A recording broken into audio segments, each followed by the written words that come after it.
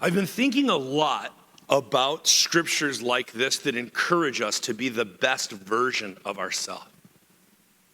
And one of the things I'm running up against all the time in my conversations with people both inside this building and outside is that people are discouraged or worn down or concerned or agitated, and that it is just a climate of conflict and a culture of adversarial either-ors that has trapped us.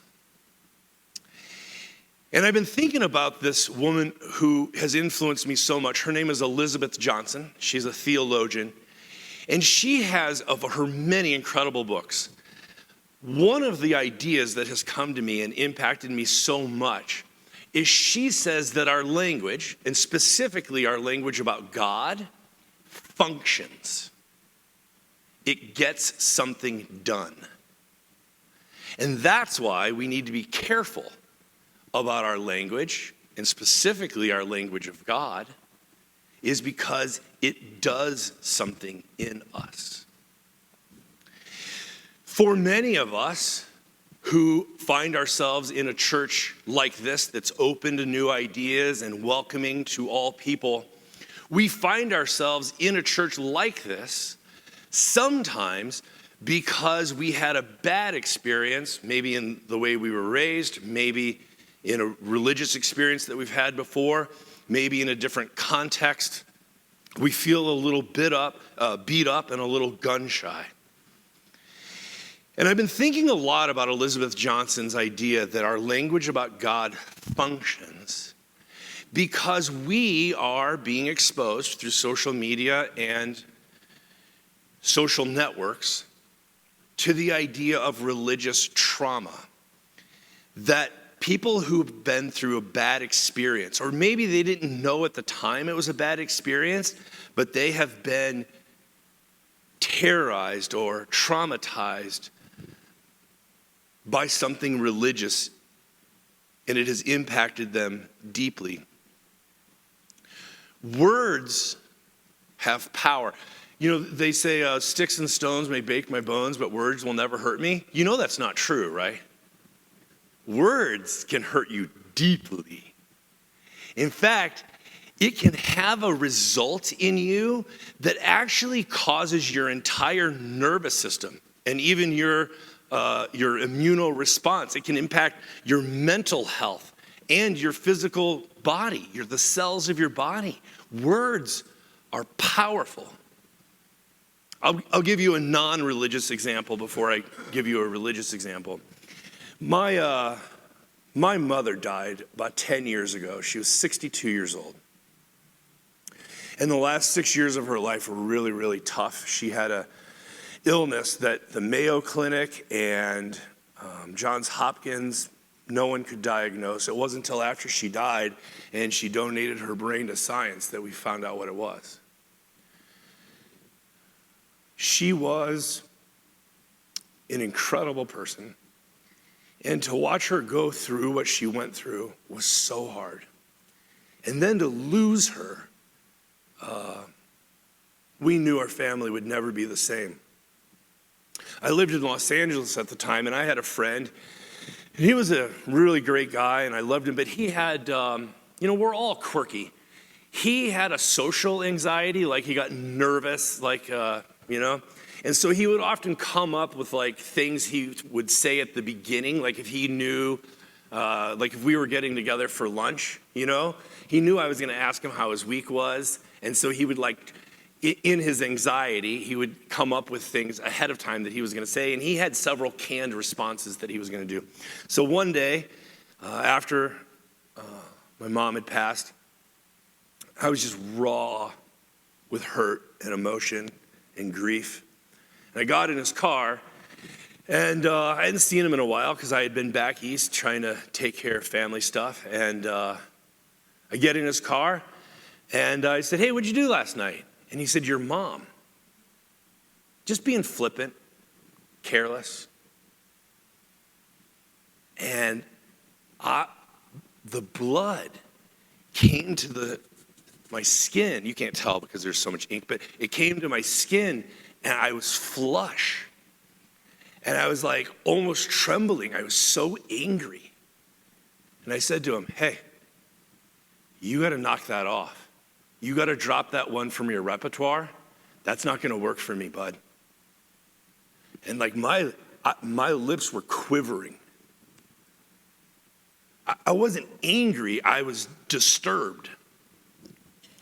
A couple months later, I see him and we're hanging out and I give him a big hug. And he had gotten a big paycheck and had really upgraded his wardrobe.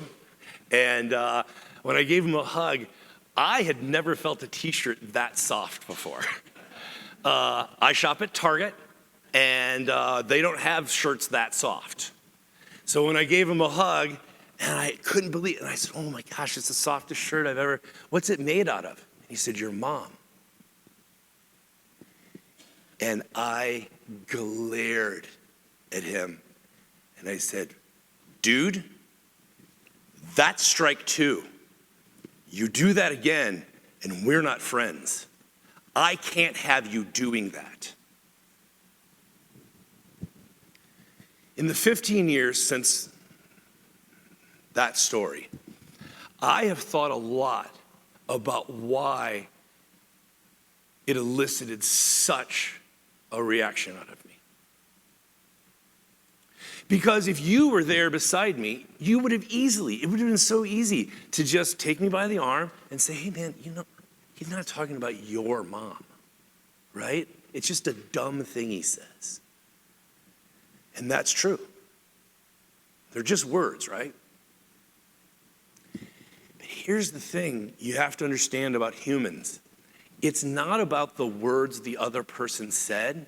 It's about what they do in you. It doesn't matter that he didn't mean my mom. The fact that it poked at my heart and caused such a visceral response is what matters. And that lesson that I learned in a non-religious context has become something that I've carried with me as I listen to other people's stories about how religion has impacted them. And as I listen to their story, there's a part of me that pastorally wants to say, that's not what that scripture means. Or, there's a different way to read that.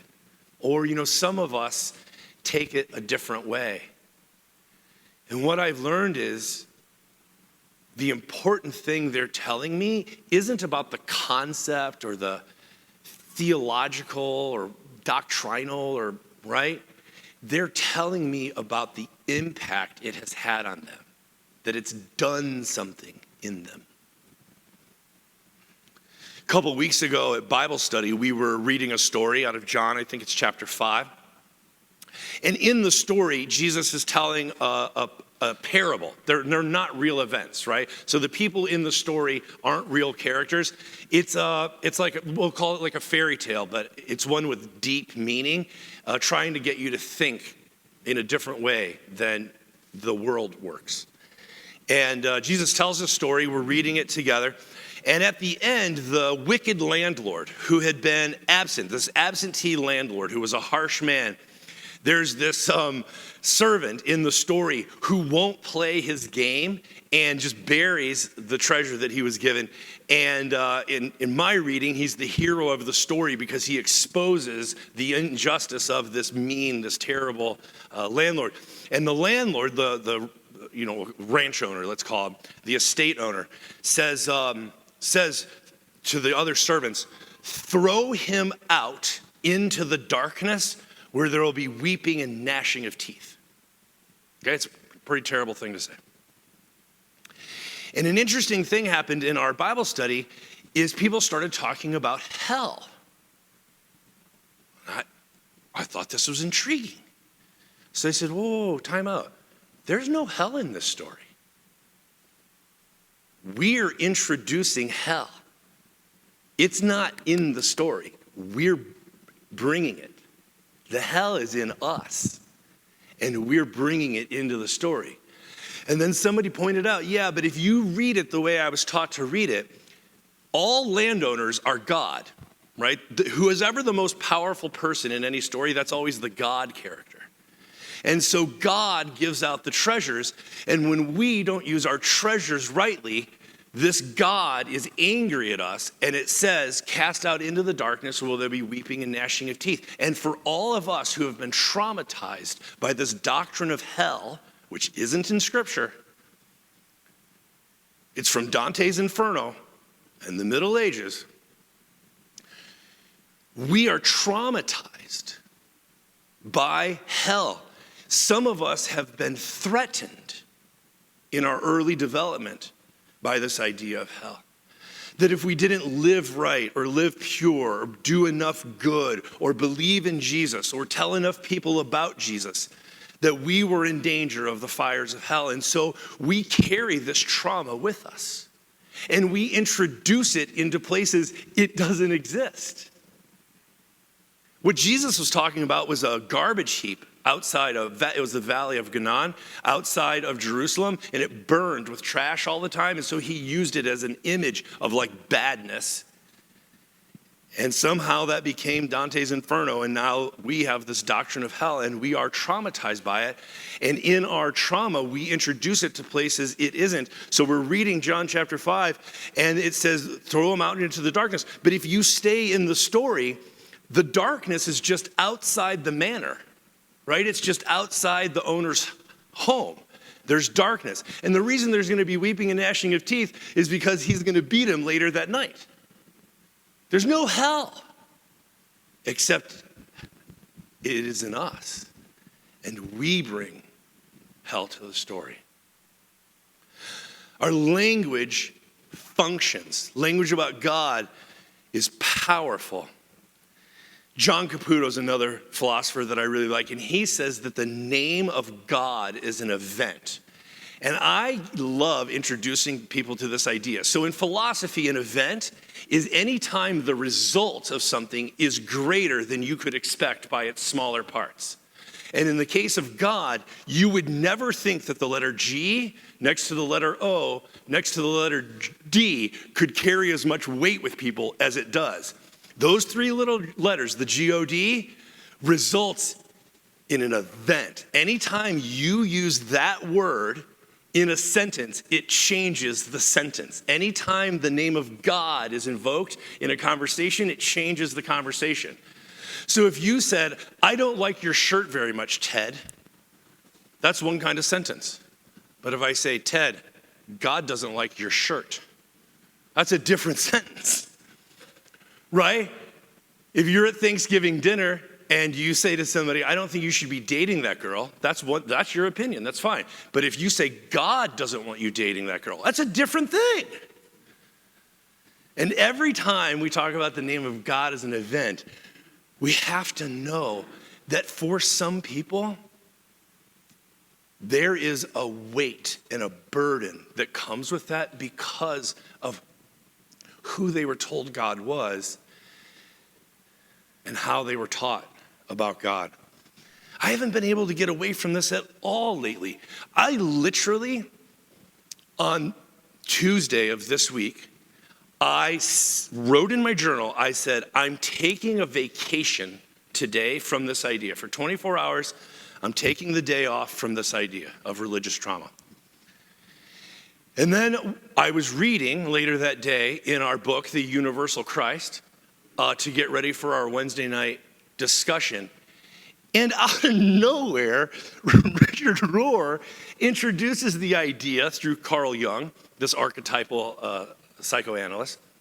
He introduces the idea that if you have been told that God is the chief punisher,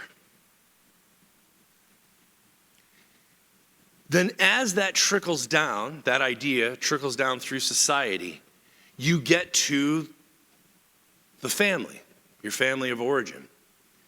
And if your parents are trying to follow God, and God is the chief punisher, then one of the side effects that you can see is when you are raised in a home where you are punished.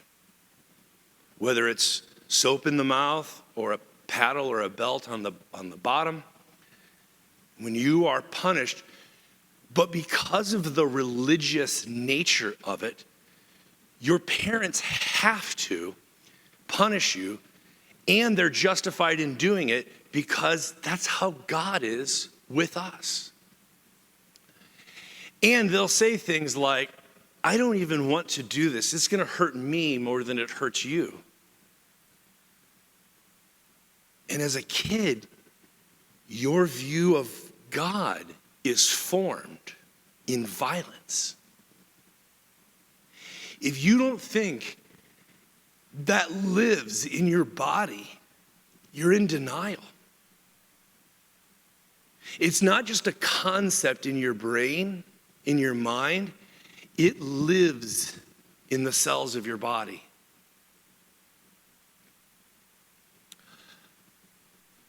Our language about God is powerful.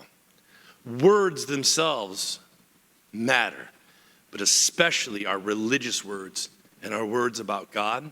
So what I'd like to do is I'm going to ask you to turn to your neighbor. We don't normally do this, but today we're going to do this. I'd like you to turn to your neighbor, groups of maybe 2 or 3. I'm going to put a timer up on the clock, and I want you to think for a second and share with each other, what's one phrase or idea you wish would go away or that has impacted you in the past, or what's one story that you wish wasn't in the Bible?